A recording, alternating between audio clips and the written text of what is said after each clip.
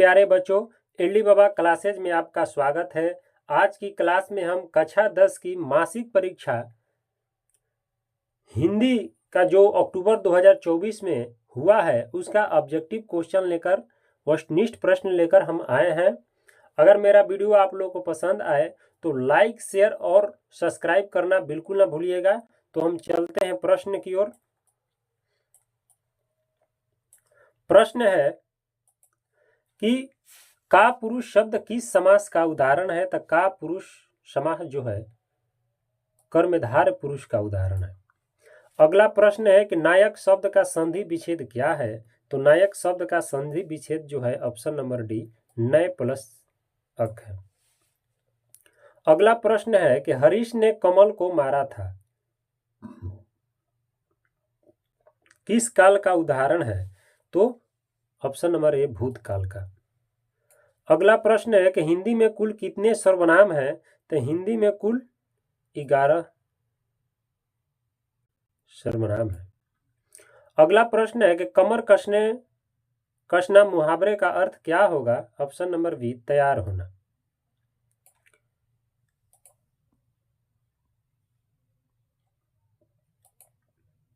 अगला प्रश्न है कि निम्न में सर्वनाम कौन है। तो मैं, ऑप्शन नंबर बी। अगला प्रश्न है कि निम्नलिखित में कौन अशुद्ध शब्द है। तो अशुद्ध शब्द जो है वो ऑप्शन नंबर डी, प्रसाद है। अगला प्रश्न है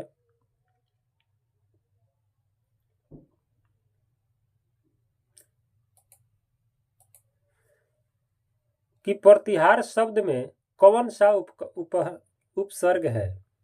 तो इसका आंसर होगा ऑप्शन नंबर डी, प्रति होगा। अगला प्रश्न है कि आम्र किस शब्द का रूप का उदाहरण है। तो इसका ऑप्शन नंबर ए, तत्सम शब्द का। अगला प्रश्न है कि विद्यार्थी विद्यालय से निकल गए किस कारक का उदाहरण है। तो इसका आंसर होगा आपादान, ऑप्शन नंबर डी। अगला प्रश्न है कि धार्मिक शब्द में कौन प्रत्यय है। तो धार्मिक शब्द में इक प्रत्यय है, ऑप्शन नंबर बी। अगला प्रश्न है कि सरकार शब्द किस लिंग का उदाहरण है। तो सरकार शब्द स्त्रीलिंग शब्द का उदाहरण है।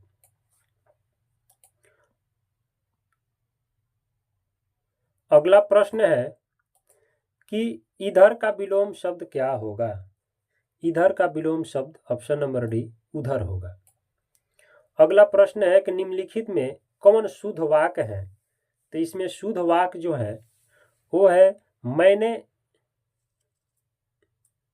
1 वर्ष तक उसकी प्रतीक्षा की, उसके चाचा को लड़की हुई है। यह कविता अनेकों भाव प्रकट करती है, शब्द केवल संकेत मात्र है।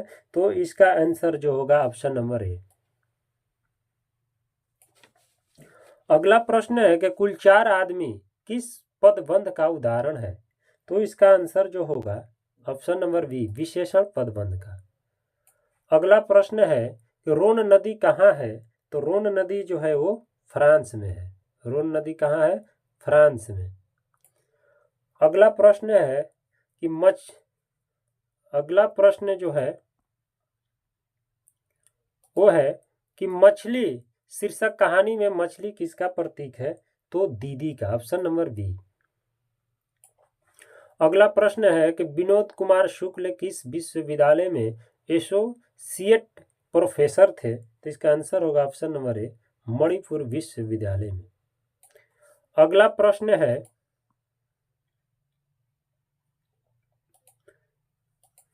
कि भग्गू कौन था। मछली शीर्षक कहानी के आधार पर उत्तर दें। तो भग्गू घर का नौकर था, ऑप्शन नंबर ए। अगला प्रश्न है कि अशोक वाजपेयी के अनुसार फ्रेंच शासकों ने तोप की गतिविधियों पर नजर रखने के लिए क्या बनवाया था। तो इसका आंसर होगा किला, ऑप्शन नंबर सी। अगला प्रश्न है किसके सौजन्य से लेखक अशोक वाजपेयी को ला शत्रुंज में रहकर अपना काम करने का न्योता मिला था। तो इसका आंसर होगा फ्रेंच की सरकार, ऑप्शन नंबर डी। अगला प्रश्न है कि मछली शीर्षक पाठ के कथावाचक के छोटे भाई का नाम क्या था? तो इसका छोटे भाई का नाम था संतु। ऑप्शन नंबर सी।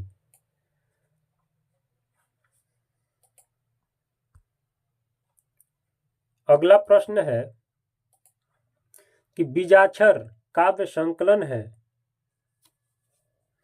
किसका? तो ऑप्शन नंबर ए अनामिका का। अगला प्रश्न है कि बूढ़ा चौकीदार वृक्ष कवि को कहाँ मिलता था? तो इसका आंसर है ऑप्शन नंबर सी, घर के दरवाजे पर। अगला प्रश्न है कि कवित्री अनामिका का जन्म किस राज्य में हुआ था? तो कवित्री अनामिका का जन्म जो हुआ था वो बिहार में हुआ था। Option number D. अगला प्रश्न है कि पाठ्य पुस्तक में हमारी नींद शीर्षक कविता किस काव्य संकलन से संकलित है? इसका आंसर होगा ऑप्शन नंबर सी। अगला प्रश्न है कि अक्षर ज्ञान कविता में किस मनोविज्ञान का आधार लिया गया है? तो इसका आंसर होगा ऑप्शन नंबर बी, बाल मनोविज्ञान।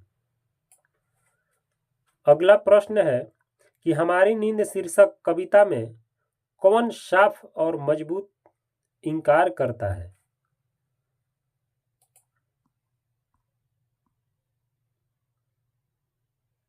तो इसका आंसर होगा ऑप्शन नंबर सी। अगला प्रश्न है कि अक्षर ज्ञान कविता में किस मनोविज्ञान का आधार लिया गया है? तो इसका आंसर जो होगा बाल मनोविज्ञान। Option number B. अगला प्रश्न है कि हमारी नींद शीर्षक कविता में कौन साफ और मजबूत इंकार करता है? तो इसका आंसर जो होगा ऑप्शन नंबर बी, कुलीन वर्ग। अगला प्रश्न है कि नगर शीर्षक पाठ की नायिका है क्या है? तो ऑप्शन नंबर सी, वल्ली माल। अगला प्रश्न है लेखक सुजाता का जन्म कहाँ हुआ था? तो लेखक सुजाता का जन्म जो हुआ था वो तमिलनाडु में। Option number C. तो आज की क्लास हम इतना ही प्रश्न से समाप्त करते हैं। धन्यवाद।